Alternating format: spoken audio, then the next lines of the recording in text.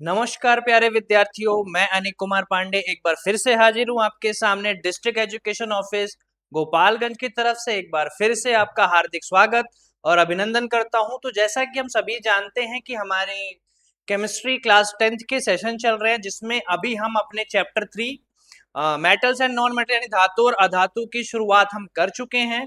और इस पार्ट से पहले हमारे 2 पार्ट ऑलरेडी स्ट्रीम हो चुके हैं। तो पहले जिन भी स्टूडेंट्स ने पहले 2 पार्ट नहीं देखे हैं, तो मैं उनसे रिक्वेस्ट करूंगा कि आप लोग पहले जो हमारे 2 पार्ट आ चुके हैं, क्योंकि उन 2 पार्ट्स में हमने धातु और अधातु यानी मेटल एंड नॉन मेटल से संबंधित जो भी हमारे बेसिक्स थे, उनके बीच में जो डिफरेंस था और उनकी फिजिकल प्रॉपर्टीज और केमिकल प्रॉपर्टीज को डिस्कस किया था। और रासायनिक गुण को डिस्कस करते ही हम अब कल पहुंच चुके थे आयनिक बंध के निर्माण पे। और हमने इस स्लाइड पे चर्चा कर ली थी कि आयनिक बंध का निर्माण इलेक्ट्रॉनों के आदान प्रदान से होता है, जिसमें एक तत्व यानी कि एक एलिमेंट इलेक्ट्रॉन को डोनेट यानी दान करता है, वहीं दूसरी ओर दूसरा जो तत्व या एलिमेंट होता है वो इलेक्ट्रॉन को ग्रहण करता है।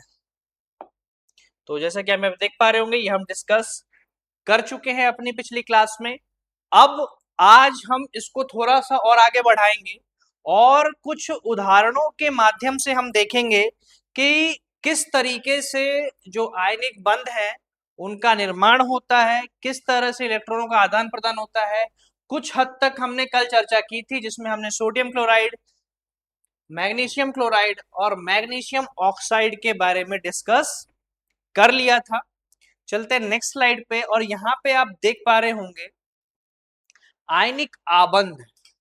तो कल की क्लास में मैंने बताया था आप लोगों को कि जहां पर आयनिक यौगिकों का निर्माण होगा, तो उन तत्वों के बीच में जो बंध होता है, जो इलेक्ट्रॉनों के आदान प्रदान यानी ट्रांसफर ऑफ इलेक्ट्रॉन से बनता है, उसी बंध को हम आयनिक बंध बोलते हैं। उसी बंध को हम आयनिक बंध बोलते हैं। यहाँ पे आप परिभाषा भी देख पा रहे होंगे कि जब एक परमाणु दूसरे परमाणु को एक या अधिक इलेक्ट्रॉन देता है, मिनिमम एक इलेक्ट्रॉन देगा, एक से ज्यादा इलेक्ट्रॉन भी दे सकता है। अभी हम डिस्कस करेंगे कुछ उदाहरणों के माध्यम से कि कैसे एक इलेक्ट्रॉन, कैसे 2 इलेक्ट्रॉन एंड फर्दर आगे और भी बढ़ सकते हैं। तो बने हुए विपरीत आवेशित आयनों के बीच एक आकर्षण बल काम करता है, उसी को हम आयनिक आबंध यानी कि आयनिक बॉन्ड बोलते हैं। तो इसके बारे में हमने चर्चा कर ली थी। जैसा कि हम देख पा रहे हो कि जो धातु का परमाणु है वो इलेक्ट्रॉन का पूर्ण स्थानांतरण कर देता है किसकी तरफ, अधातु के परमाणु की तरफ। और हमने कल ही शुरुआत की थी रासायनिक गुणधर्म धातुओं के, और उसमें हम 5वें पॉइंट में जब पहुंचे थे तो हमने डिस्कस किया था कि किस प्रकार जो धातुएं होती हैं वो अधातुओं के साथ अभिक्रिया करती हैं। वहीं से शुरुआत होती है आयनिक बंध की। तो यहाँ पे आप उदाहरण देख पा रहे होंगे, इसको हमने कल भी डिस्कस किया था कि सोडियम आयन कैटायन फॉर्म हो जाता है, यहाँ पे धनायन जिसे हम बोलते हैं अंग्रेजी में और हिंदी में। और वहीं दूसरी तरफ एनायन फॉर्म होता है जो कि क्लोरीन के ऊपर आता है, जिसे हम ऋणायन बोलते हैं हिंदी में। अब ये जो भी हमारे पास आयनिक यौगिक है, इनके बीच में जो आबंध होता है, तो वहां पर आपके पास 2 आयन हो गए, एक धनायन हो गया और एक ऋणायन हो गया। इन्हीं आयनों के बीच जो आकर्षण बल होता है उसे हम स्थिर वैद्युत आकर्षण बल या फिर इलेक्ट्रोस्टैटिक इंटरेक्शन या इलेक्ट्रोस्टैटिक अट्रैक्शन भी बोल सकते हैं। और यहाँ पे आप कुछ और उदाहरण देख पा रहे हो, जैसे मैग्नीशियम क्लोराइड हो गया, कैल्शियम ऑक्साइड हो गया, पोटेशियम क्लोराइड हो गया, जिसमें से कल हमने कुछ डिस्कस किए थे। यहाँ पे कुछ उदाहरण आपको और भी नए दिखाई दे रहे होंगे। अब चलते हैं हम आगे की तरफ कि किस तरीके से हम सबसे पहले ये देखने वाले हैं कि किस तरीके से, अभी जैसे हमें शुरुआत जो कल मैंने उदाहरण लिए थे उन्हीं से करूंगा कि किस तरीके से आयनिक यौगिकों का निर्माण होता है। एक बार हम इस ब्लैंक स्लाइड पर चलते हैं और डिस्कस करते हैं कि हम सभी जानते हैं कि जो सोडियम क्लोराइड है NaCl, वो एक आयनिक यौगिक है और जिसके बीच में आयनिक बंध होता है। तो हमें अब ये समझना है कि किस तरीके से आयनिक बंध का निर्माण होता है, किस तरीके से जो धातु होते हैं वो अपने इलेक्ट्रॉन का पूर्ण स्थानांतरण कर देते हैं अधातु के तत्व की तरफ। तो सबसे पहला, कभी भी अगर हम आयनिक यौगिकों के निर्माण यानी आयनिक बंध के बारे में जब पढ़ने जाएंगे तो सबसे पहले हमें जो भी हमारे पास उस यौगिक में जो तत्व हैं उनकी परमाणु संख्या ज्ञात होनी चाहिए, परमाणु क्रमांक यानी कि एटॉमिक नंबर हमें पता होना चाहिए। तो एक हम वो बना लेते हैं यहाँ पे सारणी की थोड़े तरीके से, तत्व हो गया यहाँ पे हमारा, दूसरी तरफ हम लिख देते हैं परमाणु क्रमांक, दूसरी तरफ हम लिख देते हैं परमाणु क्रमांक, वहीं हम तीसरी तरफ इलेक्ट्रॉनिक विन्यास लिखेंगे, तीसरी तरफ हम लिखने जा रहे हैं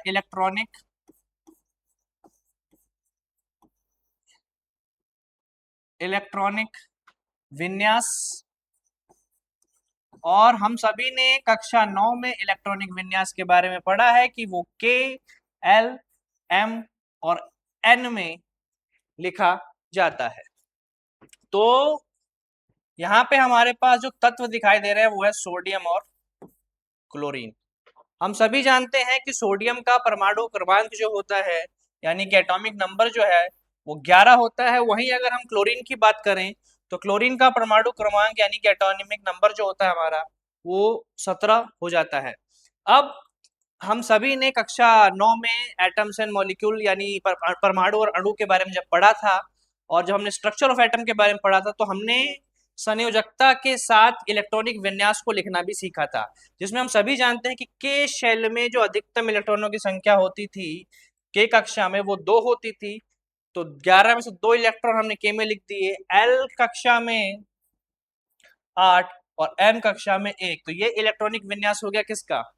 सोडियम का। ठीक इसी प्रकार हम 2, 8, 7 इलेक्ट्रॉनिक विन्यास हमने लिख दिया किसका? क्लोरीन का। तो इलेक्ट्रॉनिक विन्यास हम सभी को पता है, हमने पिछली क्लास में डिस्कस किया है। अब किस तरीके से इस इलेक्ट्रॉनिक विन्यास की सहायता से हम आयनिक यौगिकों का निर्माण करेंगे, और कल की क्लास में मैंने आप लोगों को बताया था कि आयनिक यौगिकों के निर्माण में जो बाह्यतम कक्ष के यानी जो सबसे बाहरी कक्षा के जो इलेक्ट्रॉन होते हैं वही पार्टिसिपेट यानी भागीदारी उन्हीं की होती है। तो यहाँ पे बाह्यतम कक्ष एम कक्ष यानी एम शेल हो गया। तो यानी कि जो आयनिक यौगिक और आयनिक बंध के निर्माण में यही इलेक्ट्रॉन भाग लेंगे। और कल मैंने ऑक्टेट रूल और अष्टक नियम का भी जिक्र किया था कि किस प्रकार कोई भी तत्व या एलिमेंट स्टेबल होने के लिए ऑक्टेट को पूरा करना चाहता है। तो अब हम यहाँ देखने वाले हैं कि किस, अब हमको ये इलेक्ट्रॉनिक विन्यास के बारे में पता लग गया। आइए, अब हमको मालूम चल चुका है कि सोडियम का जो इलेक्ट्रॉनिक विन्यास होता है वो होता है 2, 8, 1। वहीं अगर हम क्लोरीन की बात करें तो इसका इलेक्ट्रॉनिक विन्यास अभी हमने देखा था 2, 8, 7। अब हम बढ़ने चल रहे हैं कि यहाँ पे इलेक्ट्रॉन बिंदु संरचना यानी कि जो इलेक्ट्रॉन डॉट स्ट्रक्चर है उसको भी हम इसी आयनिक बंध के निर्माण के साथ साथ हम देखेंगे। और दोबारा से जब इस चैप्टर में हम आगे बढ़ेंगे तो इलेक्ट्रॉन बिंदु संरचना आप लोगों को बताई जाएगी। तो फिलहाल हमें सोडियम के बाह्यतम कक्ष में 1 इलेक्ट्रॉन दिखाई दे रहा है, क्लोरीन के बाह्यतम कक्ष में 7 इलेक्ट्रॉन दिखाई दे रहा है। तो आइए एक बार इसको ड्रॉ करते हैं। हमने मैंने बताया था आप लोगों को कि कभी भी तत्वों में जो इलेक्ट्रॉन रिप्रेजेंट होते हैं वो बाह्यतम कक्ष के ही होते हैं। तो हमारे पास सोडियम के पास 1 इलेक्ट्रॉन है।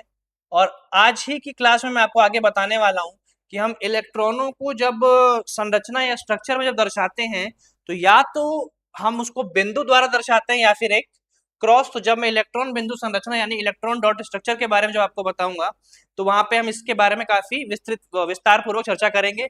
फिलहाल हम आते हैं आयनिक बंध के निर्माण में। तो सोडियम के बाह्यतम कक्ष में जो इलेक्ट्रॉनों की संख्या हो गई है वो 1। अब आते हैं हम क्लोरीन पे। क्लोरीन में आप देख पा रहे होंगे कि हमारे पास जो बाह्यतम कक्ष में इलेक्ट्रॉनों की संख्या है वो है 7। तो एक बार इसके भी इलेक्ट्रॉनों को हम दर्शा देते हैं।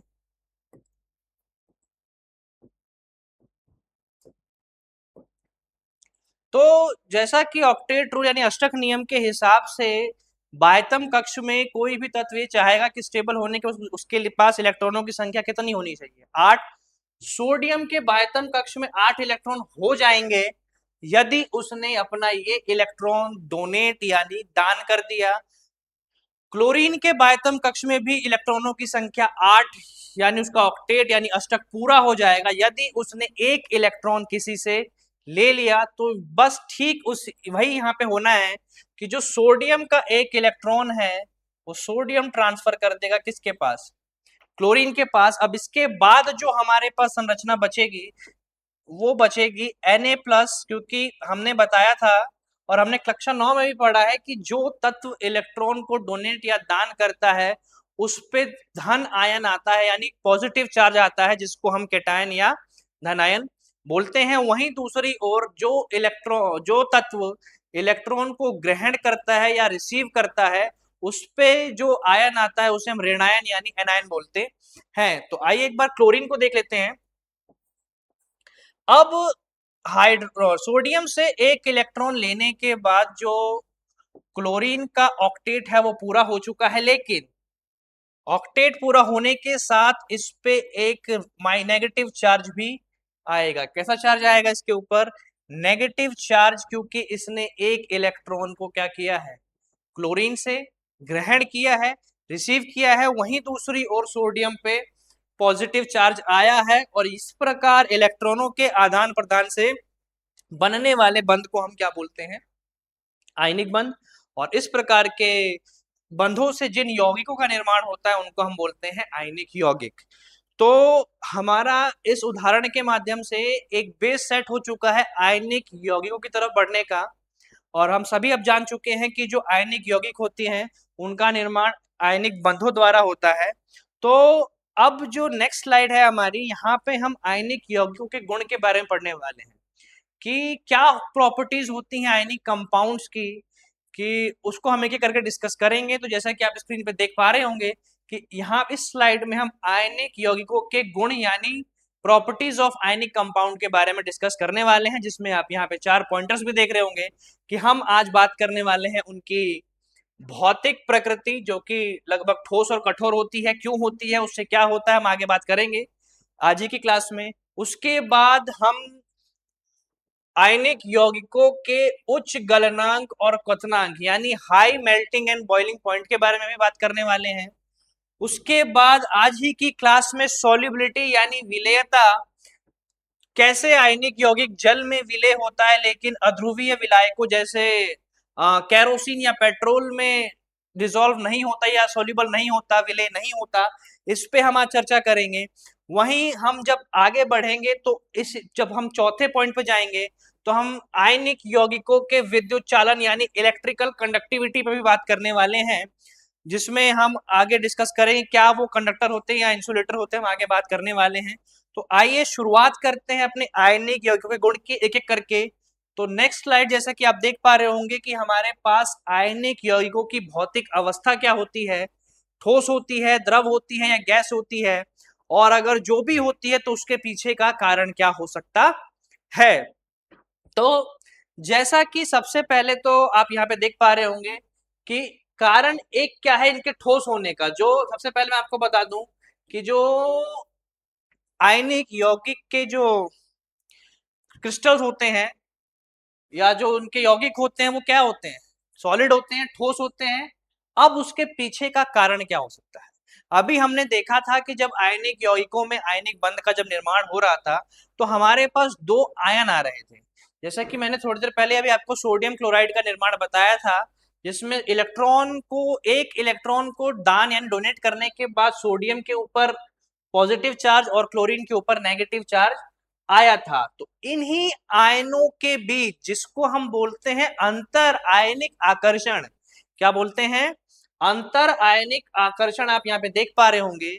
तो इन्हीं जो आयन जो यहाँ पे बनते हैं आयनिक यौगिकों में, उन्हीं के बीच जो आकर्षण बल होता है, जो आकर्षण बल होता है, जैसा कि आप यहाँ पे देख पा रहे होंगे, उच्च दाब की वजह से जो इसके तत्व परमाणु जो होते हैं वो बहुत ही पास पास होते हैं और उनमें क्या होता है, आयन, जैसा कि मैंने बताया था अभी, सोडियम Na+, सोडियम का कैटायन और क्लोरीन एनायन।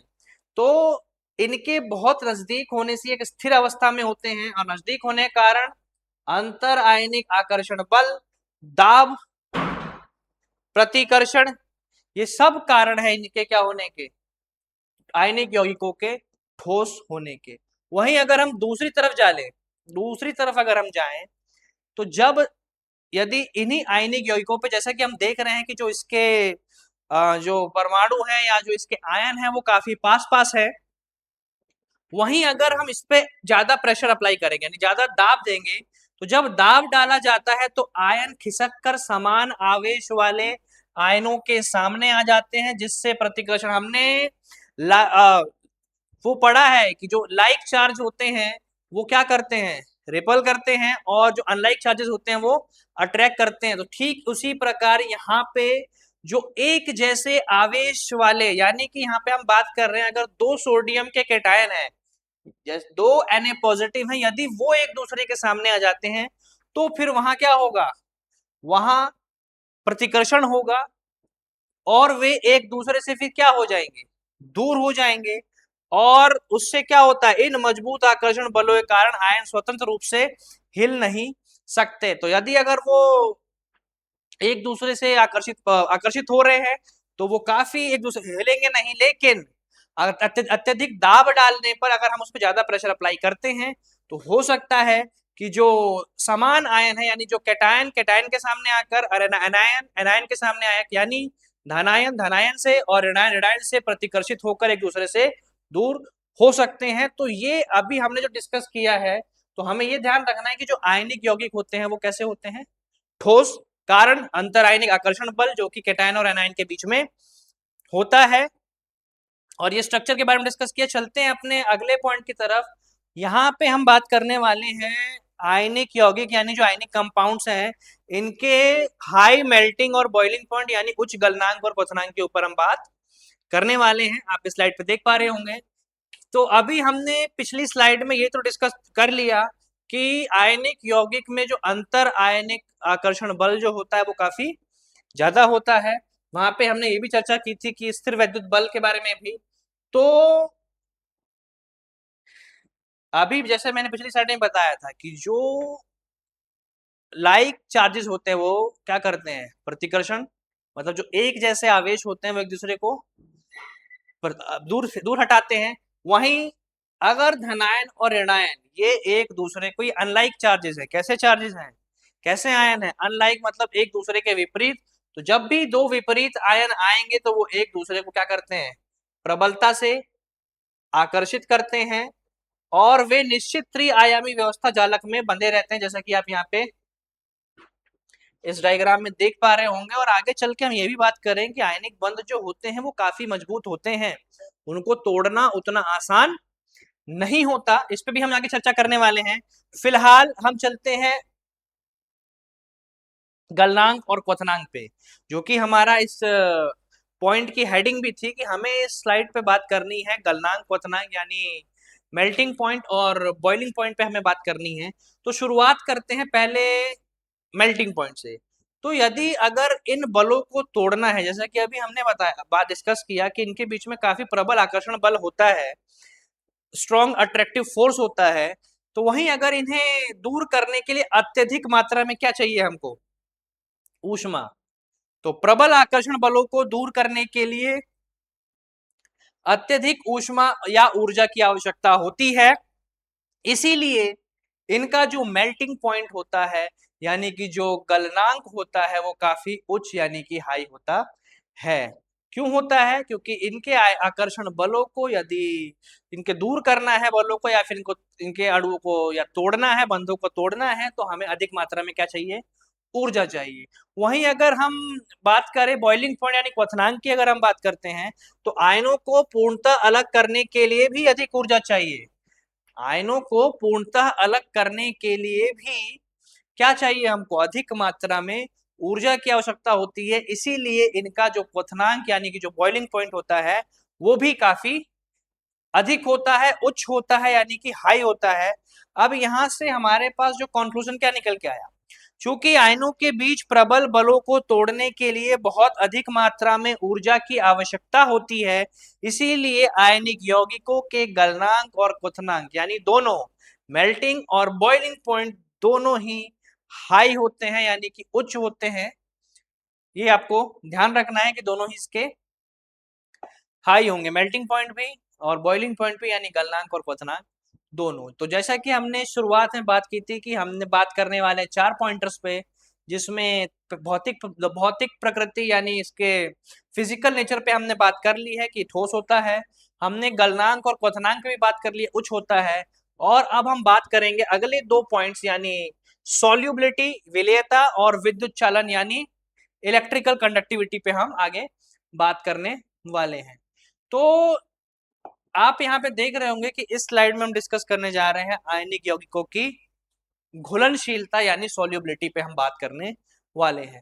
तो एक बेसिक अंडरस्टैंडिंग हमारे बीच में बन चुकी है कि आयनिक यौगिक क्या होते हैं, किस अवस्था में होते हैं, गलनांक क्वथनांक क्या होता है। तो अगर हमने इन पे बात कर ली है तो अब हम बात करते हैं इनकी सॉल्युबिलिटी यानी विलेयता पे या घुलनशीलता पे बात करते हैं। तो सबसे पहले हमें ये ध्यान रखना है कि घुलनशीलता वो किसी भी यौगिक तत्व या मिश्रणों की जो भी अगर घुलनशीलता की अगर बात करें तो एक हमारे पास घुलनशीलता का मूल सिद्धांत होता है कि समान समान को घोलता है, जिसी को हम बोलते हैं लाइक डिसॉल्व्स लाइक। इसी को हम अंग्रेजी में लाइक डिसॉल्व्स लाइक या समान समान को घोलता है। यहाँ पे समान का मतलब सामान नहीं है, समान मतलब एक जैसा।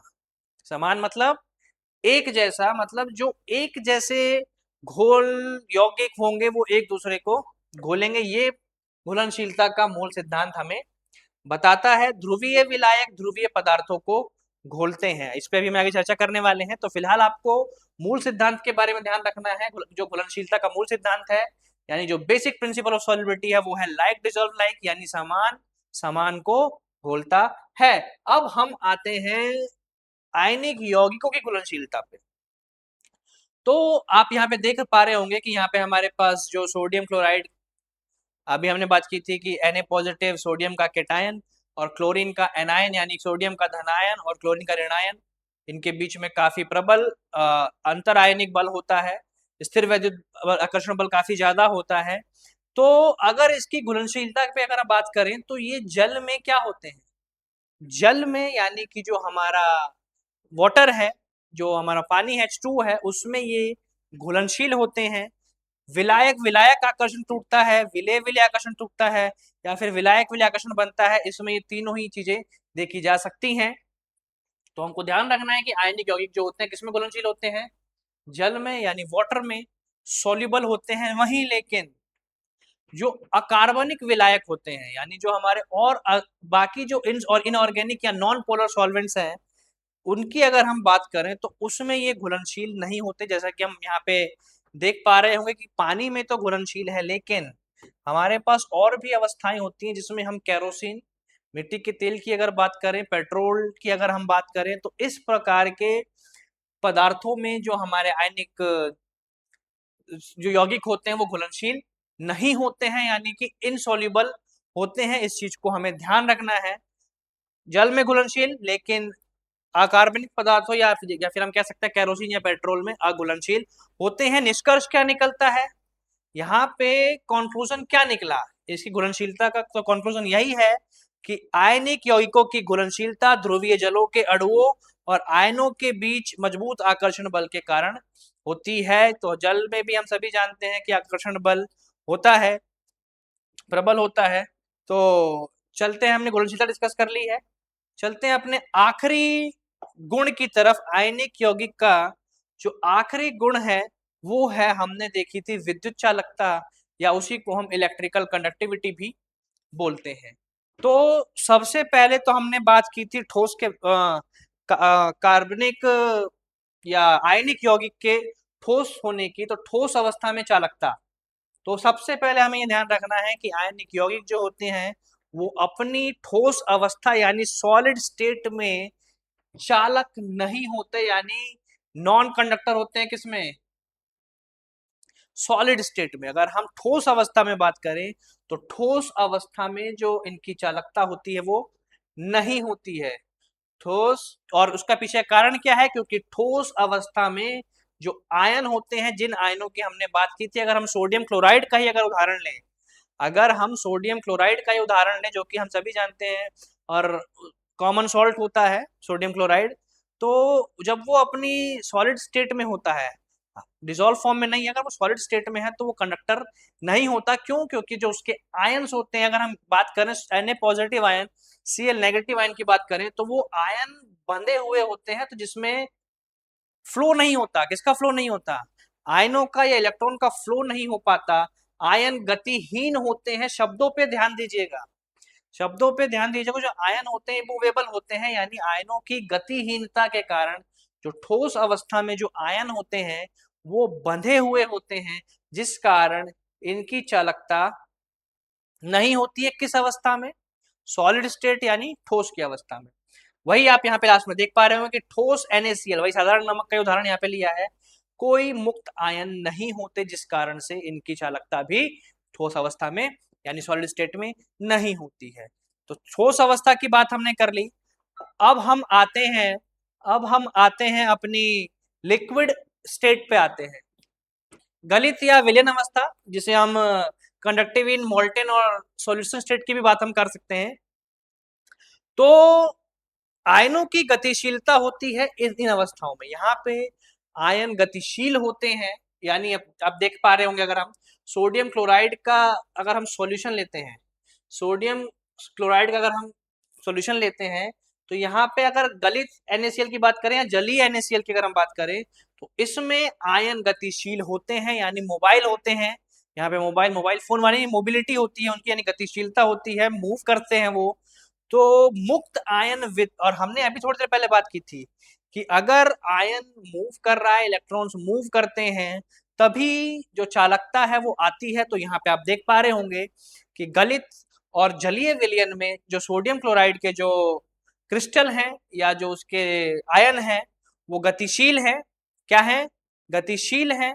तो विलायक तो मुक्त आयन है, तो मुक्त आयन में विद्युत का क्या होता है? संवहन, यानी वो इलेक्ट्रिकल कंडक्टिव होते हैं। यहाँ पे आप देख भी पा रहे हो, विलाय या पानी व आयनों ने विलायक में आप आय का पृथक्करण या उसावन कर देते हैं, मतलब बेसिकली वो मूव करते हैं। यहाँ पे इसका समझने के लिए हम देखें तो अब तुलनात्मक चालकता, एक बार तुलना कर लेते हैं ठोस, तरल और गैस में। अगर हम एक समरी बनाएं कि हमने जो आयनिक यौगिकों की चालकता है वो तीनों भौतिक अवस्थाओं में क्या देखी है, तो अभी हमने सबसे पहले बात की थी आपको यहाँ पे निष्कर्ष क्या निकला है, कंक्लूजन क्या निकला है इनकी चालकता का। तो हमने अभी बात की थी कि ठोस में आयनों के बंधे होने के कारण जो आयनिक यौगिक होते हैं वो चालक नहीं होते हैं, आप देख पा रहे होंगे। वहीं अगर हमने तरल, जिसे गली हुई अवस्था भी बोलते हैं, या तरल की जो विलयन वाली अवस्था है, दोनों में ही आयनों के गतिशील होने के कारण उसको हमने क्या पाया था? चालक पाया था, यानी इलेक्ट्रिकल कंडक्टिव पाया था, कंडक्टर पाया था। लेकिन अगर हम गैसियस अवस्था की अगर हम बात करें, तो गैसियस अवस्था में कंडक्टिव होते हैं, लेकिन काफी वीक कंडक्टर होते हैं उस केस में। तो बेसिकली हमें ये याद रखना है, जो आपकी एज पर एनसीईआरटी की जो ठोस अवस्था है वहां पे वो चालक नहीं होते। कारण मैंने आपको यहाँ पे दे दिया है कि जो आयन होते हैं वो बंधे हुए होते हैं, मूव नहीं करते, जिस कारण से वो चालकता उनकी नहीं होती है। वहीं लिक्विड स्टेट में मैंने आपको बता दिया था कि जो आयन होते हैं संवहन करते हैं, क्यों? मूव कर रहे होते हैं वो। वहीं गैसेस स्टेट में अति कमजोर चालक होते हैं। तो निष्कर्ष वही निकल के आ रहा है कि आयनिक यौगिक ठोस अवस्था में विद्युत के कुचालक होते हैं, कुचालक, क्योंकि आयन बंधे होते हैं। निष्कर्ष समझिएगा, देखिए इतनी जो यहाँ पे इस पॉइंट का जो कंक्लूजन है वो केवल इतना ही है।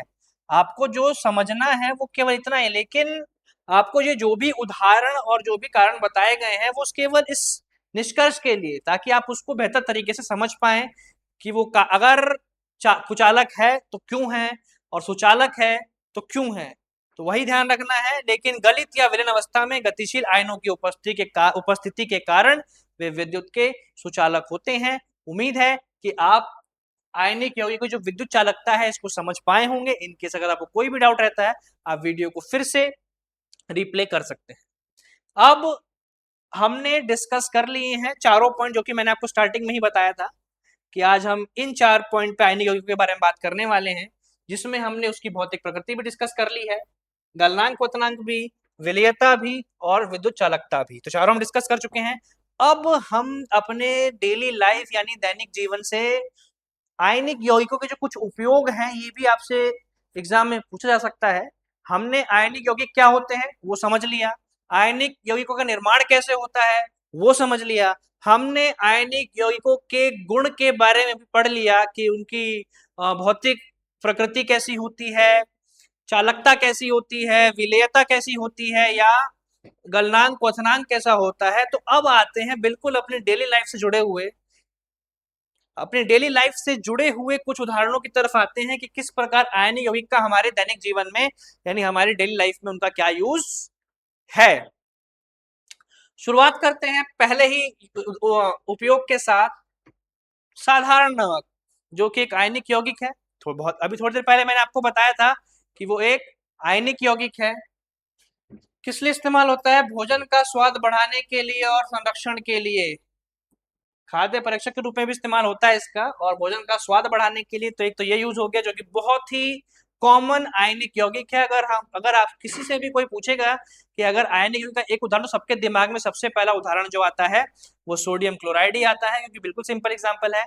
वहीं थोड़ी देर पहले हमने पोटेशियम क्लोराइड के बारे में डिस्कस किया था आज ही क्लास में, जब मैंने आपको उदाहरण वहां पे बताया था। तो पोटेशियम क्लोराइड शरीर में जब इलेक्ट्रोलाइट्स की कमी हो जाती है, तो उसकी कमी को पूरा करने के लिए या फिर के लिए हम इसका इस्तेमाल कर सकते हैं, या फिर बहुत सारी दवा या मेडिसिन के निर्माण में, फॉर्मेशन में भी इसका उपयोग किया जा सकता है। तो इसमें मेन यूज इसका आप ध्यान रखिएगा, शरीर में यदि इलेक्ट्रोलाइट्स की अगर कमी हो गई तो उस वक्त हम इसका इस्तेमाल कर सकते हैं। वहीं आते हैं इसके अगले यूज पे कि पानी का उपचार। यहाँ पे जो एक आयनिक यौगिक का उदाहरण यहाँ पे दिया हुआ है वो है सोडियम हाइपोक्लोराइड, जिसका केमिकल फॉर्मूला होता है NaOCl। सोडियम हाइपोक्लोराइड हम इसे बोलते हैं, और इसका उपयोग किस लिए किया जाता है? पीने के पानी को कीटाणु रहित, या फिर हम सभी जानते हैं जो स्विमिंग पूल वगैरह होते हैं, स्विमिंग पूल में हम सभी जानते हैं कि पानी हमेशा नहीं बदला जाता, तो उसको कीटाणु रहित बनाए रखने के लिए हम उसमें सोडियम हाइपोक्लोराइड का विलयन या उसके सॉल्ट को हम डाल सकते हैं, जिससे वो कीटाणु नाशन का भी काम करता है। तो ध्यान रखना है, चाहे वो पीने का पानी हो या स्विमिंग पूल वगैरह का पानी हो, अगर उसको कीटाणु रहित करना है तो हम वहां पे हम सोडियम हाइपोक्लोराइड का इस्तेमाल कर सकते हैं। आते हैं पांचवें उपयोग की तरफ, साबुन और डिटर्जेंट। इसमें भी आयनिक यौगिकों का इस्तेमाल होता है, जहाँ पे आप दो उदाहरण देख पा रहे होंगे कि सोडियम स्टीरेट और सोडियम लॉरेल सल्फेट का इस्तेमाल साबुन और डिटर्जेंट बनाने के लिए इनका इस्तेमाल किया जाता है। वहीं अगर हम अपने आखिरी उपयोग की तरफ चलें, जो कि यहाँ पे हमारा आयनिक यौगिक कौन सा हमने लिया है, अमोनियम नाइट्रेट की बात हो रही है। किसकी बात हो रही है? अमोनियम नाइट्रेट की बात हो रही है। हम सबको याद रखना है कि अमोनियम नाइट्रेट भी एक आयनिक यौगिक है, और जिसका उपयोग फसलों की वृद्धि के लिए आवश्यक पोषक तत्वों को प्रदान करने के लिए किया जाता है। फसलों की वृद्धि के लिए अगर उस मिट्टी में किसी पोषक तत्वों की यदि कमी हो रही है, तो अमोनियम नाइट्रेट का उपयोग करके हम उसको कृषि में उपयोगी बना सकते हैं। तो ये थे हमारे आयनिक यौगिकों के दैनिक जीवन में उपयोग। यहाँ पे हमने बात कर ली है आयनिक यौगिक के दैनिक जीवन में उपयोग होते क्या हैं, कैसे निर्माण होता है, गुण क्या है, दैनिक जीवन में उपयोग, इस चारों पॉइंट्स पे हमने बात कर ली है। और अब हम, जैसा कि मैंने आपसे वादा किया था कि इसी चैप्टर आज ही की क्लास के अंत में हम शुरुआत कर देंगे इलेक्ट्रॉन डॉट स्ट्रक्चर, इलेक्ट्रॉन बिंदु संरचना, जो कि मैंने थोड़ा सा आपको एक आइडिया भी दिया था उसके बारे में। हालांकि इस पे हम डिटेल चर्चा आने वाली क्लासेस में भी करने वाले हैं। आज मैं, क्योंकि समय कम है, तो मैं आपको एक बेसिक आइडिया और ब्रीफिंग कर देता हूं, ताकि जब आप नेक्स्ट क्लास में इलेक्ट्रॉन बिंदु संरचना को जब पढ़ने आएंगे तो आपको एक काफी अच्छी अंडरस्टैंडिंग डेवलप हो चुकी होगी। सबसे पहले समझिए इलेक्ट्रॉन बिंदु संरचना होती क्या है।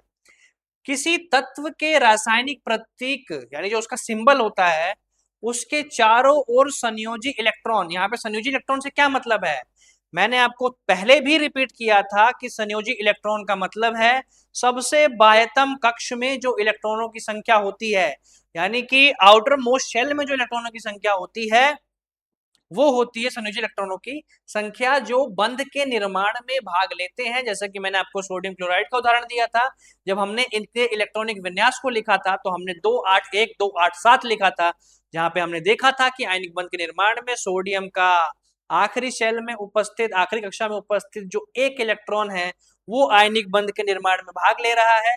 वहीं दूसरी ओर जो क्लोरीन का जो परमाणु था, जो तत्व था क्लोरीन था हमारे पास, उसका भी आखिरी इलेक्ट्रॉन जो 7 थे, आखिरी इलेक्ट्रॉन जो आखिरी कक्षा में थे जो 7 थे, वही बंध के निर्माण में भाग ले रहे थे। और मैंने आपको थोड़ी देर पहले भी बताया था कि हम इलेक्ट्रॉनों को कैसे दर्शा सकते हैं। इलेक्ट्रॉनों को दर्शाने के लिए हम या तो बिंदु का उपयोग कर सकते हैं या फिर इस क्रॉस साइन का उपयोग कर सकते हैं।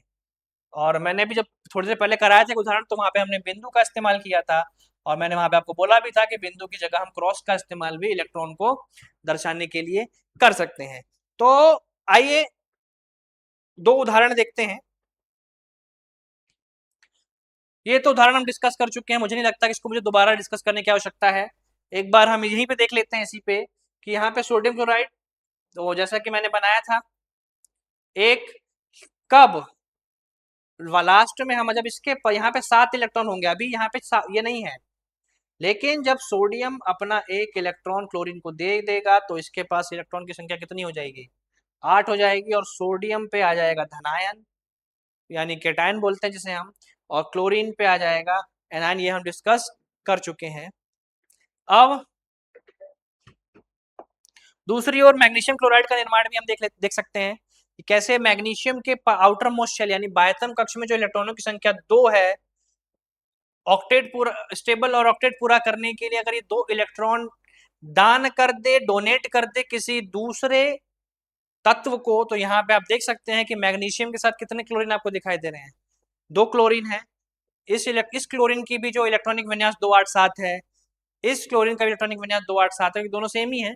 तो मैग्नीशियम के पास जो 2 अधिक इलेक्ट्रॉन है वो दोनों इलेक्ट्रॉन एक इस वाले क्लोरीन को देगा, एक उस वाले क्लोरीन को देगा, और 2 इलेक्ट्रॉन को डोनेट यानी दान करने के बाद मैग्नीशियम के ऊपर 2+ या +2 चार्ज आ जाएगा। जैसा कि हमने डिस्कस किया था कि जो इलेक्ट्रॉन डोनेट करता है या दान करता है उसके ऊपर पॉजिटिव चार्ज आता है, और वहीं क्लोरीन यहाँ पे इलेक्ट्रॉन को एक्सेप्ट कर रहा है, लेकिन एक ही इलेक्ट्रॉन को एक्सेप्ट कर रहा है।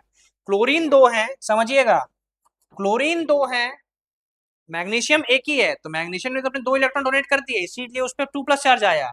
अब आपको ऐसा नहीं करना है कि आप क्लोरीन के ऊपर 2 नेगेटिव चार्ज लगा दें, नहीं, क्लोरीन के ऊपर 2 नेगेटिव चार्ज नहीं आएगा, क्योंकि दोनों क्लोरीन, यहाँ पे जो 2 क्लोरीन है, दोनों एक एक इलेक्ट्रॉन को क्या कर रहे हैं, एक्सेप्ट कर रहे हैं, ग्रहण कर रहे हैं। तो इसीलिए हमने यहाँ पे 2 लगा के -1 माइनस चार्ज लगाया, माइनस कर सकते हैं, -1 भी लिख सकते हैं। तो यहाँ पे वही उदाहरण कैसे हुआ इलेक्ट्रॉनों का आदान प्रदान वो देख पा रहे होंगे। तो इलेक्ट्रॉन बिंदु संरचना के बारे में हम काफी डिटेल में चर्चा करने वाले हैं अपने आने वाले सेशंस में, और अभी इस चैप्टर में हम इलेक्ट्रॉन बिंदु संरचना देखेंगे किसकी, आयनिक यौगिकों की। लेकिन जैसे ही हम अपने कार्बन और उसके यौगिक जब चैप्टर 4 में जाएंगे तो एक बार फिर से हम इलेक्ट्रॉन बिंदु संरचना यानी इलेक्ट्रॉन डॉट स्ट्रक्चर पे बात करने वाले हैं, और तब हम बात करेंगे जो हमारे कोवेलेंट बॉन्ड होते हैं यानी जो हमारे सहसंयोजी यौगिक होते हैं, उनकी इलेक्ट्रॉन बिंदु संरचना कैसे बनती है उस पर भी हम काफी डिटेल में चर्चा करने वाले हैं। तो इलेक्ट्रॉन बिंदु संरचना आप समझ गए हैं कि इलेक्ट्रॉनों को या तो बिंदु या क्रॉस से दर्शाते हैं, और मैंने अभी आपको थोड़ी देर पहले बना के भी दिखाया था, जिसको हम लास्ट में कैटायन और एनायन की फॉर्म में लिख देते हैं। यहाँ पे आप कुछ उदाहरण और देख पा रहे होंगे। अगली क्लास के शुरुआत में मैं एक बार फिर से यहीं से आयनिक बंध से करूंगा, जिसमें हम एक बार दोबारा से एक ब्रीफ आइडिया लेंगे किसका, इलेक्ट्रॉन बिंदु संरचना का, और उसके बाद किस तरीके से धातुओं की प्राप्ति होती है यानी कि एक्सट्रैक्शन ऑफ मेटल, किस तरीके से जो क्रियाशीलता श्रेणी में जो धातुएं आते हैं उनके बारे में वो हम कैसे प्राप्त करते हैं, उस पर भी हम अगली क्लास में डिटेल में चर्चा करने वाले हैं। तब तक रिवीजन कीजिए जो भी, क्योंकि अब जो हमारी नेक्स्ट क्लास आपको मिलेगी वो अगले हफ्ते थर्सडे को आएगी। तो तब तक जो भी हमारी क्लासेस हुई हैं उसको रिवाइज कीजिए। किसी पॉइंट में अगर डाउट है कमेंट कीजिए, और या फिर आप टेलीग्राम पे मैसेज भी कर सकते हैं। तो जो भी डाउट है आगे नहीं होनी चाहिए, क्योंकि अब हम इसके बाद हम बढ़ने वाले हैं कि किस तरीके से धातुओं को प्राप्त किया जाता है, एक्सट्रैक्शन कैसे होती है। जैसे हम मिनरल और ओर के बारे में पढ़ेंगे, अयस्कों के बारे में पढ़ने वाले हैं अपनी आने वाली क्लासेस में। रिवीजन कीजिए जो भी अभी तक डिस्कस हुआ है तीनों पार्ट को। तब तक के लिए अपना बहुत ध्यान रखिए। धन्यवाद।